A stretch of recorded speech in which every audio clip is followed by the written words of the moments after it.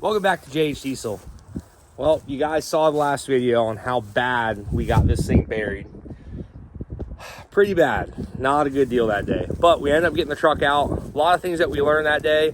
The mud park did everything that they could. They're not a new mud park, but they're just getting into bigger events with bigger trucks again. So it was kind of a trial run for them. They know next time, they said, or somebody said, they'll probably have a big excavator there. If that happens, great. But if they get trucks bigger than mine stuck, they're going to need it. So super big props to them. They were doing everything they could to help. They sat there with that dozer for hours with us and got this thing out and unstuck, which is pretty cool of them. Some people wouldn't do that. So it was cool that they had resources and at least somebody there to try to help us out. So we did get it out. It's not buried in the mud hole. And we got it somewhat clean right now, but we still got a lot of work left to do. I'm going to get underneath this thing with the pressure washer as we speak. And get under the hood. Never really cleaned under the hood real good, so we need all that done and hope for the best, get this thing back in the shop. As you guys know, the carnage back here, we have a link bar that looks like I don't even know, like a piece of spaghetti. So we did get it bent back enough to get on the trailer and get it driving and everything else. And then obviously our shock that turned like a banana. So we gotta get those things fixed. I wanted to take the shocks out anyways. I want to revalve them. The springs are probably okay for ride quality, but I think they're gonna need some valving. So we're gonna valve them, make it run a little bit smoother. It's a little rough right now for a 4-link truck. So I want to do that and get it ready for the next mud bog, which I think is plant bamboo. So I'm gonna get to cleaning this thing. Like I said, we got under the hood to clean, engine, which has actually stayed very clean under there. With these fender wells and stuff they got in them, really helped out a ton. There really isn't much mud under the hood at all, but I want to clean anyways. Honestly, there's more mud in the door panels here. This window doesn't work, so we got to fix that. But yeah, it wasn't the cleanest before. It's definitely a little more muddy now. I think now it's actually slinging mud. She didn't really do that before. So we're gonna do that, get this thing dialed in, get it ready for the next mud pit. Again, guys, thank you so much for going over to baldeagle.com, grabbing you some JH Diesel merchandise. We got some new stuff coming up, and we got some old stuff coming back. So keep it updated on that. You guys can check it out, see what we got coming out in the next couple weeks. Otherwise, till then, enjoy the videos. I'm going to get cleaning this thing and getting it taken apart.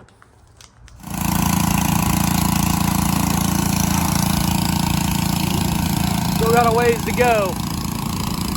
He's working on it.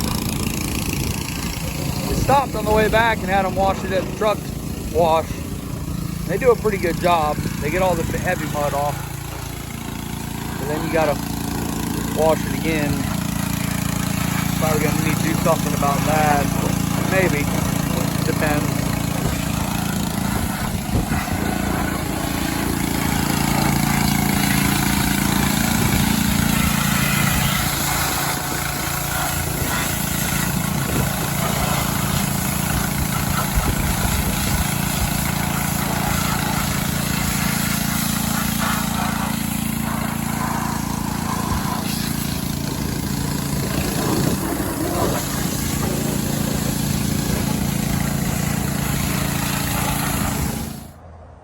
Look at here. She's all cleaned up.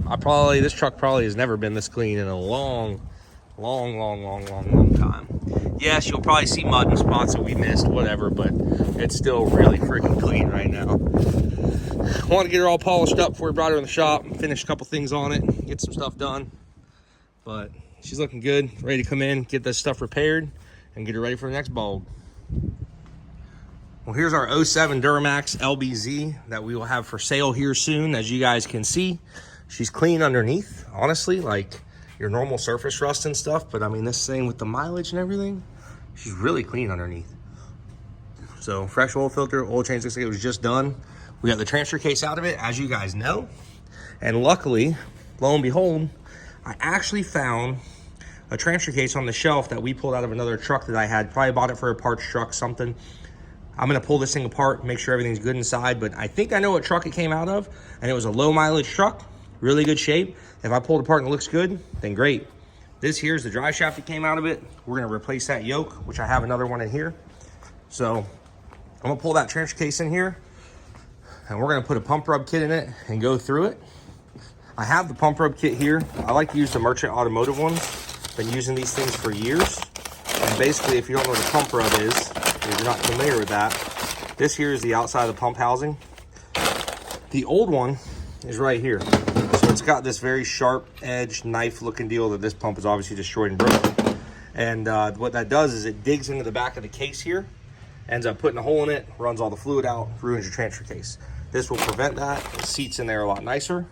And because of that, it will not wear a hole through your case. So I prefer the Merchant Auto one. That's what we're gonna be putting in. A lot of people are commenting like, oh, this thing's trash, it's this and that, but it's really not. I'm not just gonna slap this thing back together. The only reason I'm choosing to use the case that I have is because it's here and it's available, and time-wise, I wanna get rid of this thing. So it's more or less a time thing. I will end up rebuilding this case over time, just not right now. But guys, the planetaries look good.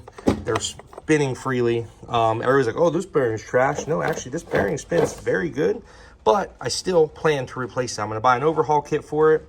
The chain looks good. Our gears look good. All that stuff still looks okay. We got basically a bad fork, bad pump. So we're gonna overhaul this thing, rear cover. I will get to it, I will end up doing that, but for now, time-wise and because of easiness, I've got the other case to slap in it. So we're just gonna do that. I'll get parts order for this. I'll rebuild this thing and have it on the shelf. So a lot of you naysayers out there in the last comment section about how, oh man, this and that, blah. We're not just like gonna just basically slap parts back in and put it back together. We're gonna clean this thing, put it in the parts washer, flush it out, get it all cleaned up. It will be gone through just like anything else, and it'll be a good case when we're all done with it. So guys, you know me better than that. Come on. So I'll pull this other case apart. You guys can check it out. We'll put the pump rub kit in. I'll show you how easy that is. That way you can see how to do that. A lot of guys were asking a little how-to video. So I'm gonna get this stuff cleared off my bench, get the other case up here, take it apart, show you guys how to do it, and we'll put it back in that Chevy and get it done.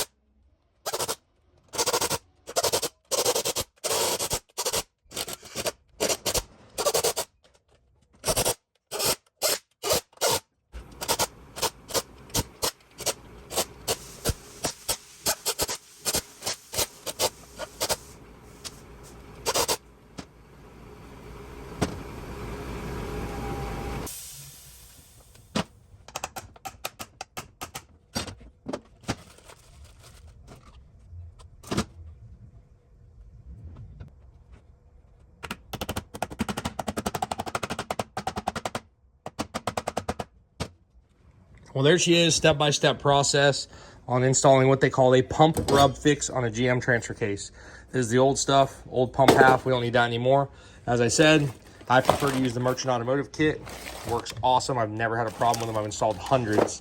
So no advertisement from them, or that's just literally what I've used for the past 10, 12 years on these things. So she's back together, cleaned up the case a little bit. It was pretty nasty. Had to put a new speed sensor in. It was missing.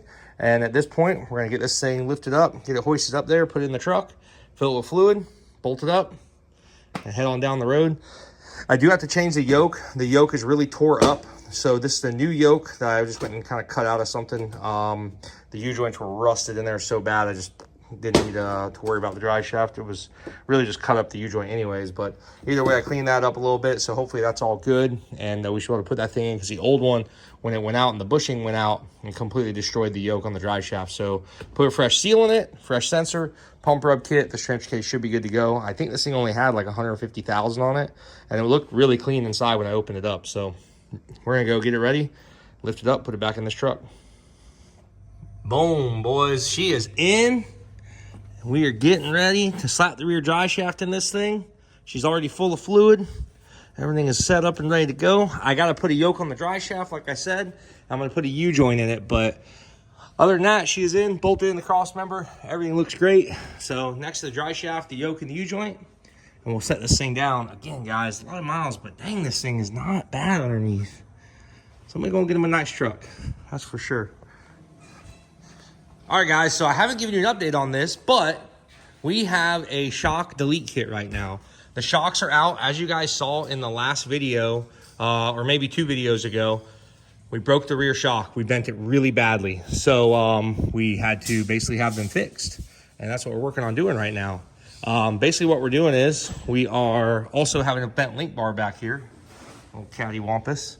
And the shocks are getting repaired right now. Got a buddy of mine taking care of that.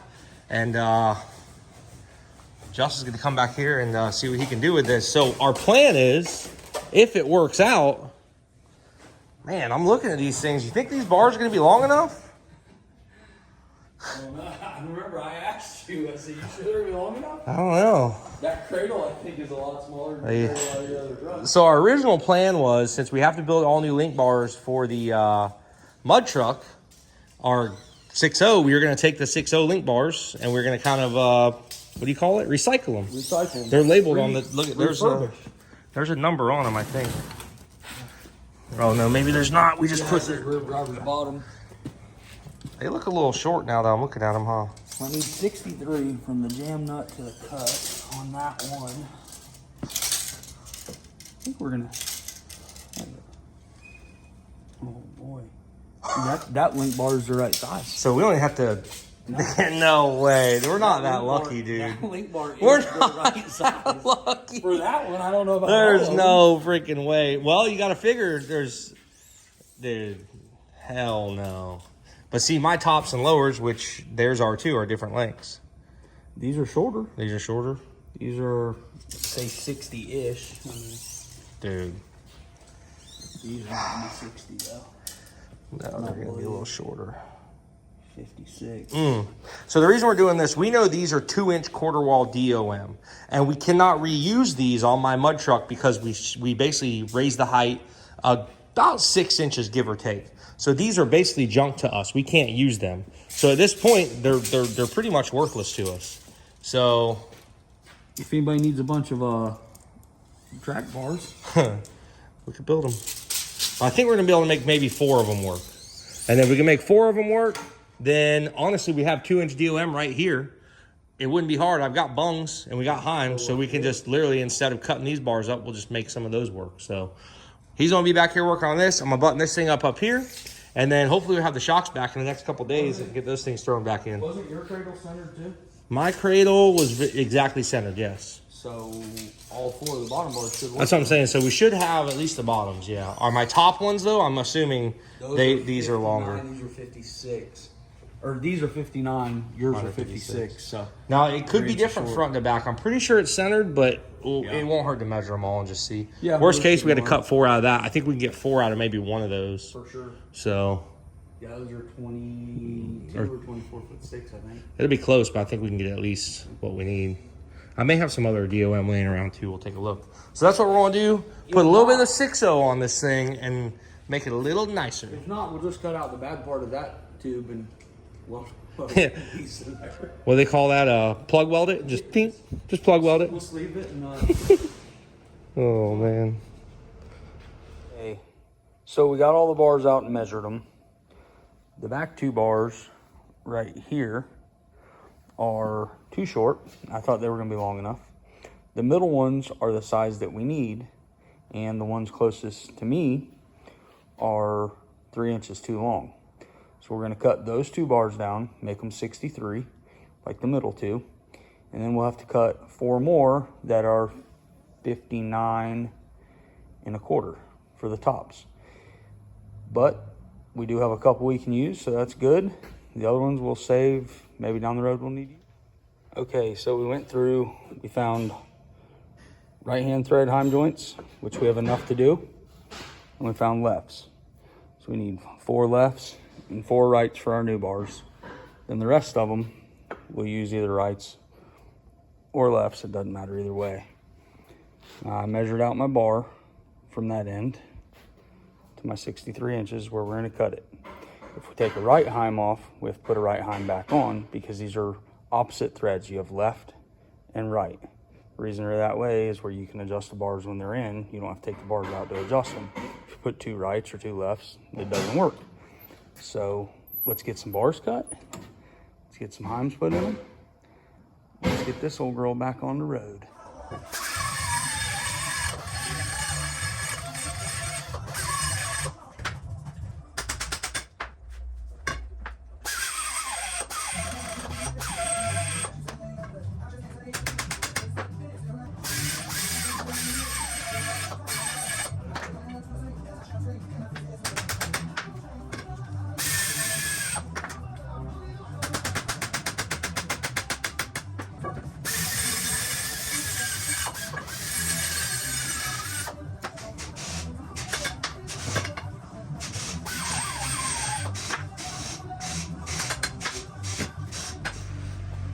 Dude, so I came out here this morning and before Justin got here, and basically you guys saw me chamfer the ends out and then slid all our bungs in there, got them all in there so they're all lined up, lefts and rights. And he's already kind of started here. We got a little table set up where he can actually spin this bar and put a nice weld on it. And what do you got, 2 bars left? 2 bars left. Hell yeah. So here's some other bars that he's already done. Already got them done. Any of our welding experts, let's hear what's wrong with those. Waiting on that to come up on the channel. Yeah, somebody's not going to be happy with those just because you know them. So I'm sure any of the welds, but you know what? Everybody's an expert out there. So either way, he's already got 2 of the bars welded up. He's got 2 more left. And then basically we're going to send them out to powder. These 4, they were good actually. So we didn't even have to do it. 2 were good. 2 had to be cut down. And then the other 4 are all equal length at the top. So we should be able to send these things out, have them powder coated over the weekend, and make her look fresh. And I might put a little bit of paint on this old girl and freshen her up a little bit. Like I said, we gotta get this thing out and break some more parts. I don't want to break anything else. We don't have time to break anything else. No. No. Oh, we'll break this with you. Shocks are out, so shocks are gone. And we got our D-ring on the axle and everything down here. So we're gonna basically have our strap hooked to there so we won't make the same mistake twice. And basically he's welding up these last few bars and they're waiting on our shocks to get here. So we'll hopefully see the finished product there, get them in the powder coater, and go from there. Check it out, guys. Do some more welding.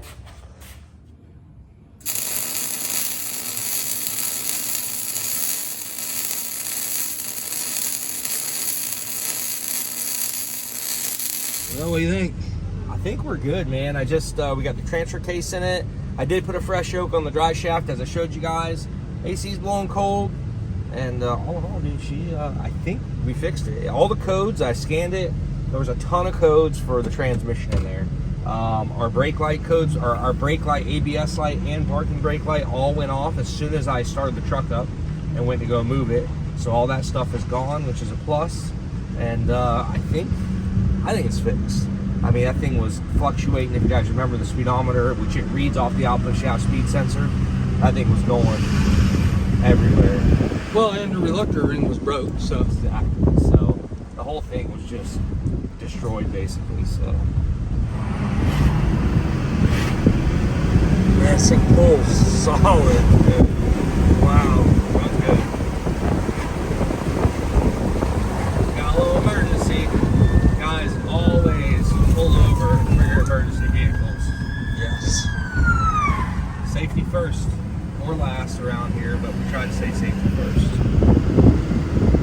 But yeah, I mean, that's what it was. It's a good thing. That's what she was. I kind of figured when the speedo was fluctuating like that, I got underneath there and could literally move the dry shaft a whole 1.5 inches up and down in the back of the transfer case. So, I mean, all the lights are off. Low coolant light, everything is off. So, it does have a couple glow plug codes in it, which I'll go ahead and throw some glow plugs in it. That way the light's off, and there was no other codes in the system other than the glow plugs. So, feeling pretty good. Shifts like a dream, dude. This thing runs really good. AC is ice cold. I know, dude. It's awesome. All right, guys. So as you saw, she's ready to rip, man. The dually is ready to go. We are going to put glow plugs in it because it has a few glow plug codes. Other than that, the truck is 100% ready to go. Drives great. Everything's working good. Transfer case is a ripper. Took care of the transmission problem just like we thought. That transfer case has actually got pretty low miles on it, the one we put in it, and we'll just rebuild the other one. So, that thing's good. It's got a pump rub kit and everything in it. And then we come back here. Justin was hustling, man. Got all the bars done that we got to send to our powder coater now. You guys know Mikey at Mike's Custom Coatings. And we got all our bars ready to go to powder coat. So All the bars and all the tops. we got the old JH diesel bars. So we have a little bit of the old mud truck on here since we got to redo those. I'm kind of excited. In the next video, I think we're going to cut these bars apart. And let's take a look at what that is in there. Just curious to see what it might be 250 wall, but it could be. We could be, you know. But I just, man, the way that the way it pulled too. And I've had my truck into some serious bad positions. I get, and I've you're yet not to ever pull them at an angle. I Yeah. get all that. I get that you're supposed to pick them up, pull from the axle. I understand. If we had that option, we would have. If that option would Yeah. have been there, but I have seen thousands of trucks. I've been doing this for 20 years. I've seen thousands of trucks get pulled out the same way. Yep. It doesn't happen Yeah. unless there's a problem. Yeah. So guys, that's where we're at right now. Everything is here. So we're gonna get these to our powder coater. He's gonna blast these. These are pretty much sandblast them, ready to go, and we'll get these bars back. So our Chevy is up for sale, 10 grand. Don't forget, we're gonna put that thing up on our local marketplace. If you are interested, shoot me an email with a phone number. Do not email me, I want to trade for this, I want to trade for that. Shoot me an offer with it. And if you're serious about buying it, for sure, let me know. Price 10 grand, truck's ready to go, as you guys saw. And we'll see you on the next video, guys. We appreciate all the support. And we'll see you next time. Finish getting this thing ready for the next bog.